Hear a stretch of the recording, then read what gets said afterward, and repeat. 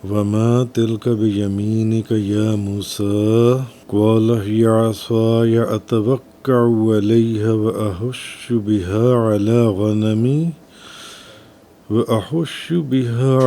غنمي ولي فيها مآرب أخرى. آج سورہ طٰہٰ کی آیت نمبر 17 اور 18 سے بیان ہے. وما تلک بیمینک یا موسیٰ، اور اے موسیٰ یہ آپ کے دائیں ہاتھ میں کیا ہے؟ قال ہی عصای، موسیٰ نے کہا یہ میرا عصا ہے. اتوکأ علیہا، میں اس پر ٹیک لگاتا ہوں. وأحش بها على غنمی ولی فیہا مآرب اخرى، اور میں اس سے اپنی بکریوں کے لیے پتے جھاڑتا ہوں اور اس میں میرے اور بھی کئی فائدے ہیں. تو پیچھے حضرت موسیٰ علیہ نبینا علیہ الصلوۃ والسلام آپ کا ذکر چل رہا تھا کہ جب آپ اس درخت کے پاس پہنچے اور وہ عظیم الشان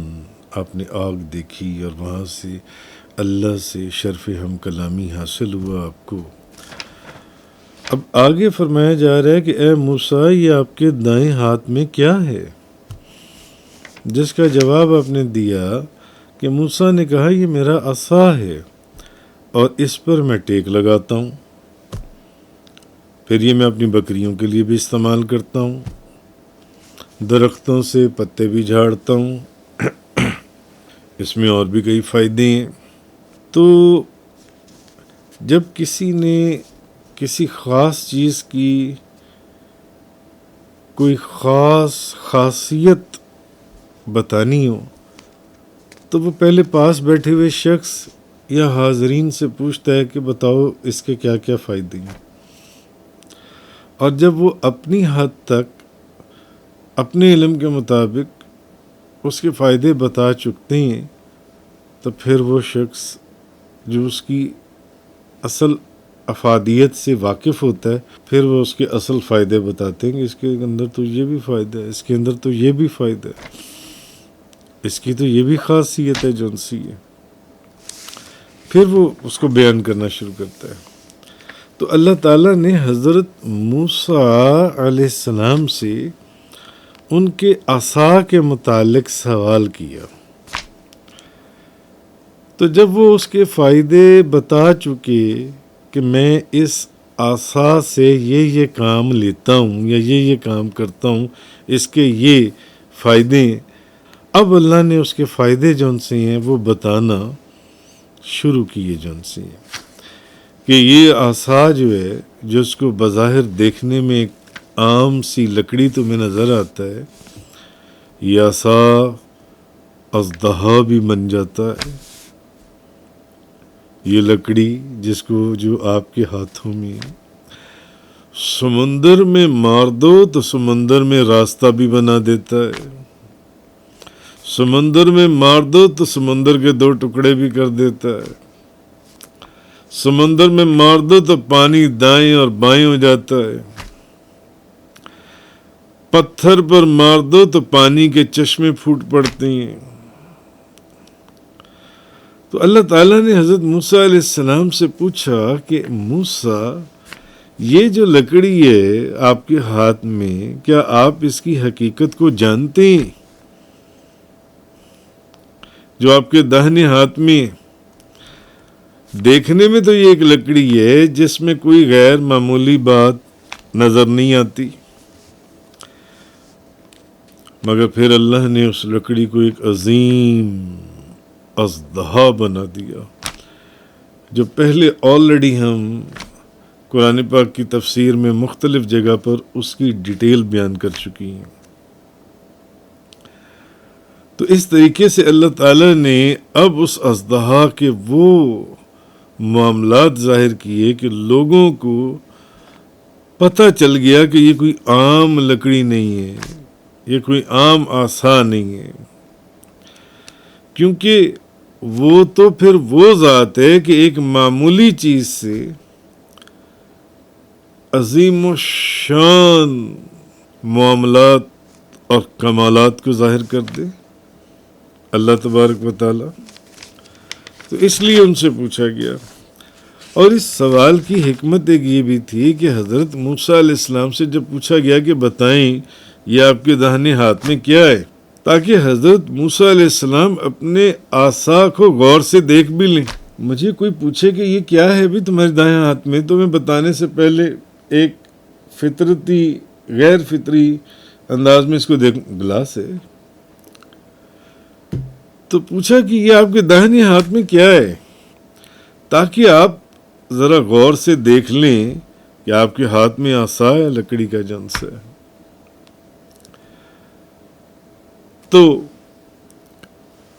تاکہ جس وقت وہ سانپ ایک عظیم، وہ عصا ایک عظیم اژدہا کی شکل اختیار کرے، سانپ کی شکل اختیار کرے، جو احادیث اور روایات کی روشنی میں ہم مختلف دروس میں پہلے بیان کر چکے، تو کہیں آپ کی جو آپ کی طبیعت مبارک جو ہے ایک دم اس لکڑی کے عصا کو اژدہا بنتے ہوئے دیکھ کر پریشان نہ ہو جائیں آپ، تاکہ آپ اس سے پہلے ہی مانوس ہو جائیں اس عصا سے، اور اللہ سے کلام کی ہیبت کا اثر بھی کم ہو۔ یہ جو گفتگو حضرت موسیٰ علیہ السلام سے،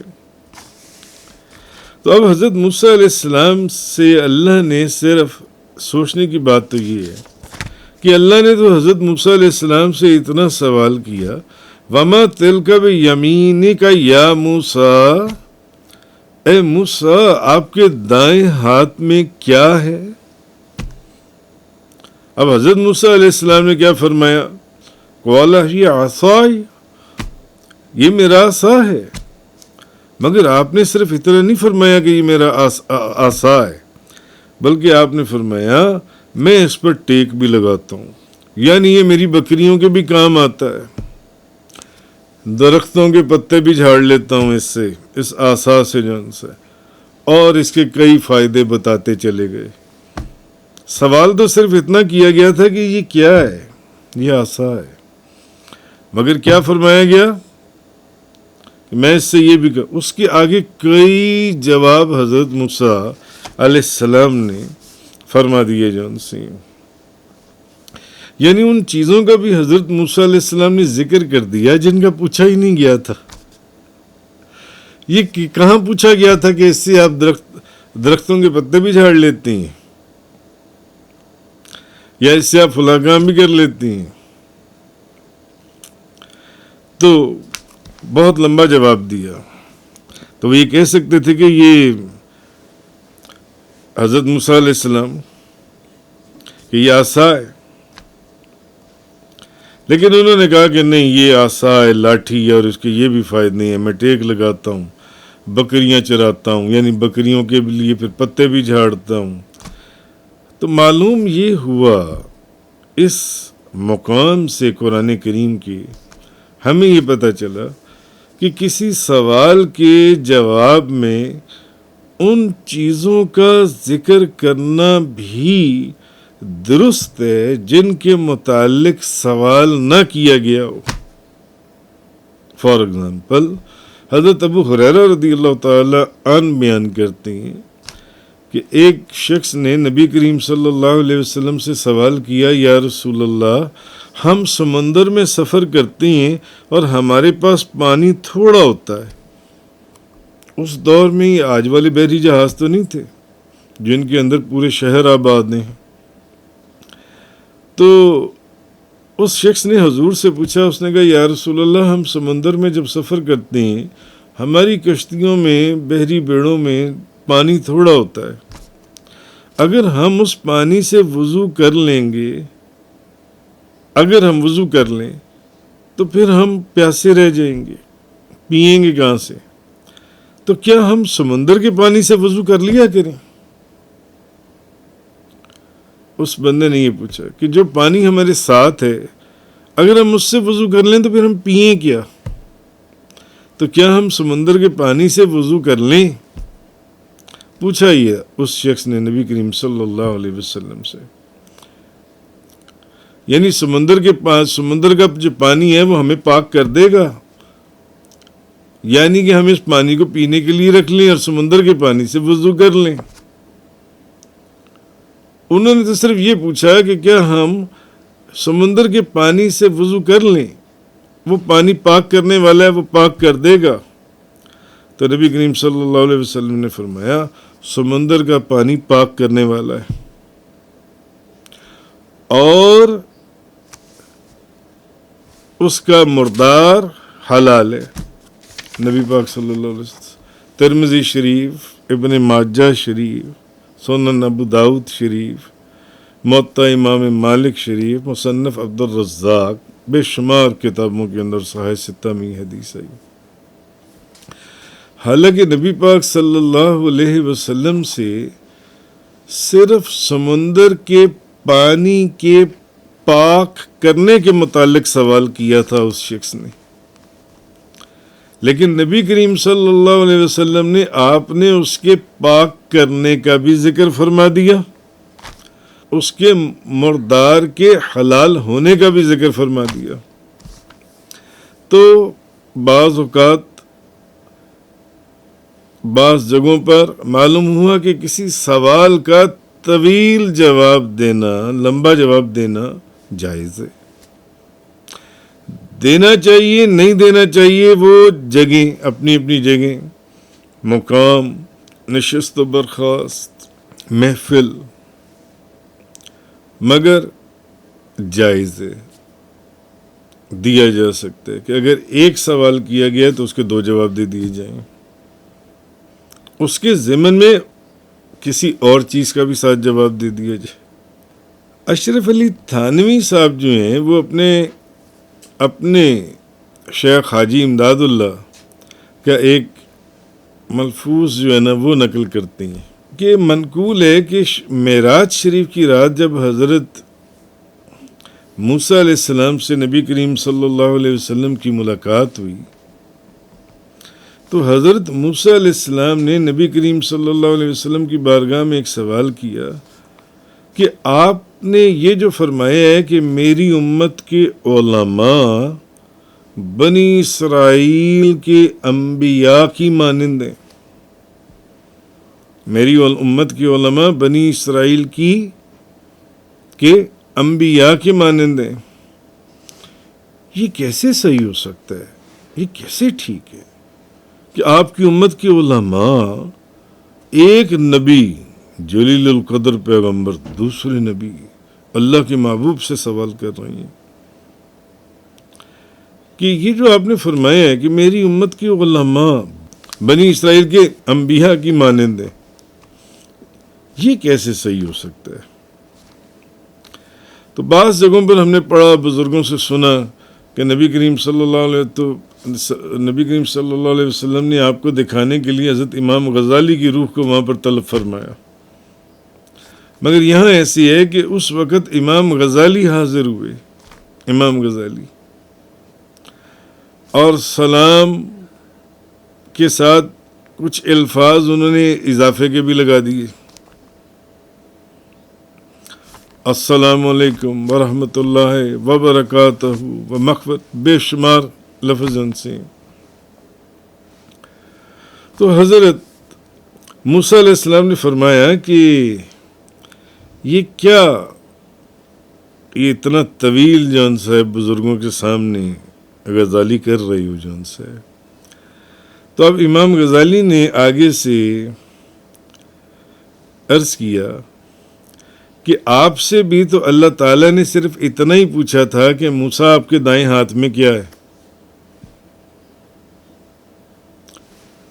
امام غزالی نے حضرت موسیٰ علیہ السلام جیسے جلیل القدر پیغمبر کو یہ جواب دیا کہ اللہ نے مجھے جو آپ فرما رہی ہیں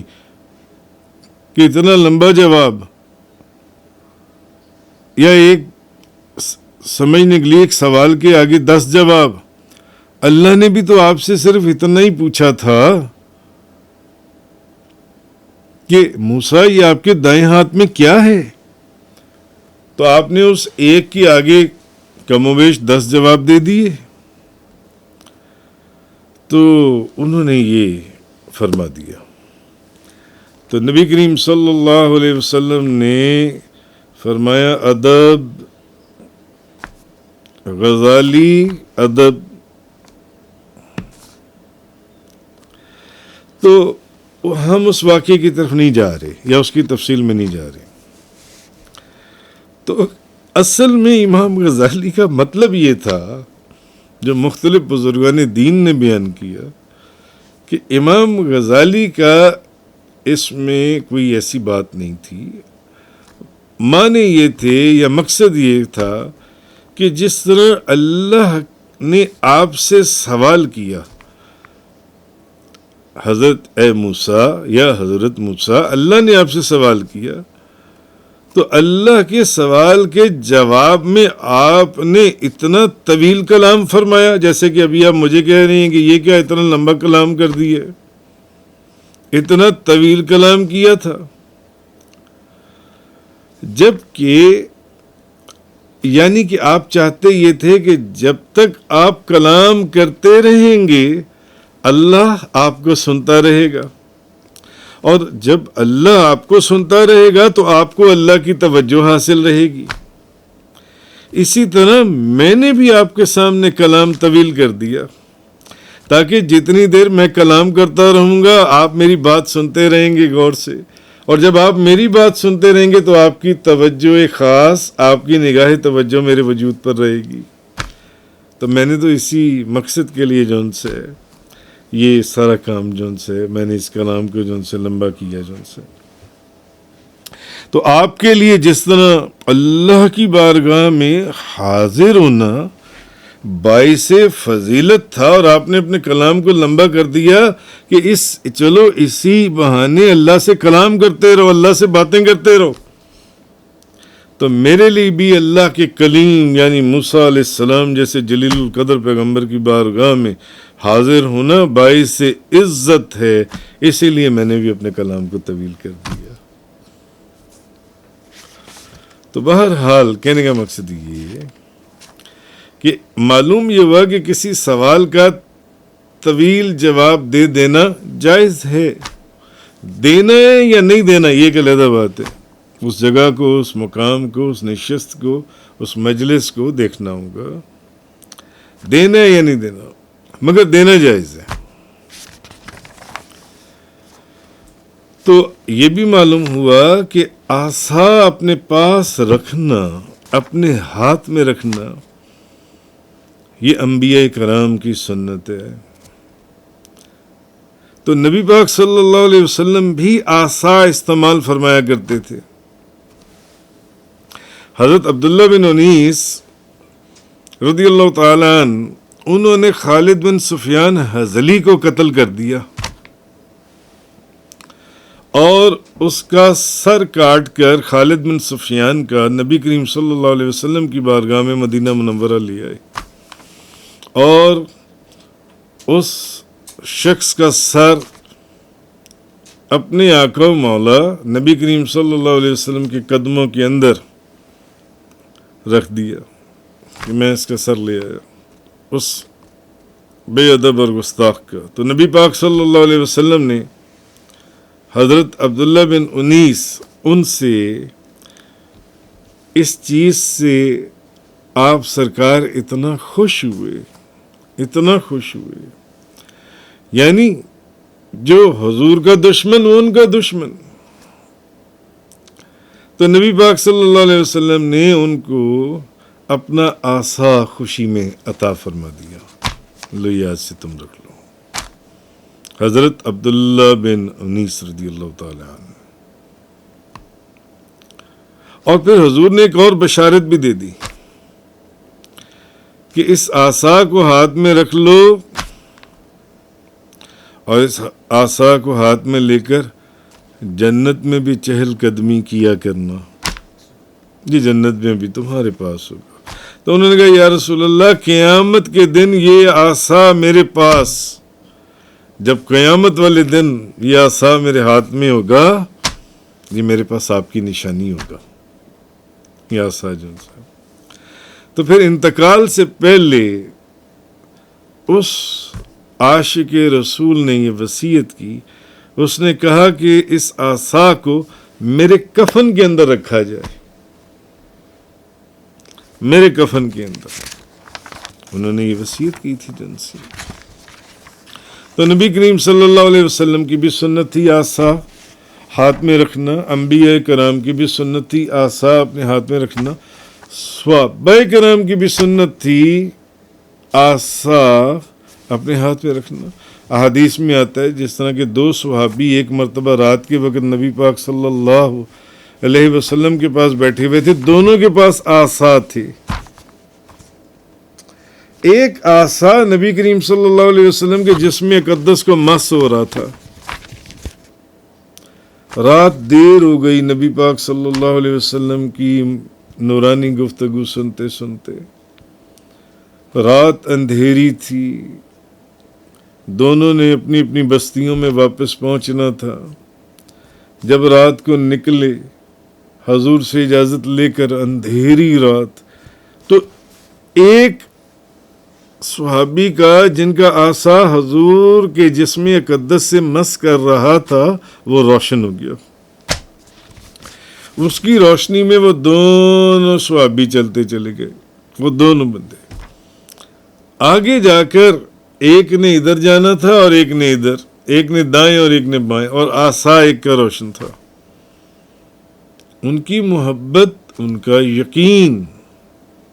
یقین کامل اپنے محبوب نبی کریم صلی اللہ علیہ وسلم کی ذات پر، جس کا عصا روشن تھا، اس نے اس کا عصا لے کر اپنا عصا اس کے عصا کے ساتھ رگڑا، لگایا، مس کیا، تو وہ بھی روشن ہو گیا، وہ اس کی روشنی میں اپنے گھر کو چلا گیا، وہ اس کی روشنی میں اپنے گھر کو چلا گیا۔ وَمَا تِلْكَ بِيَمِينِكَ يَا موسیٰ، اے موسیٰ یہ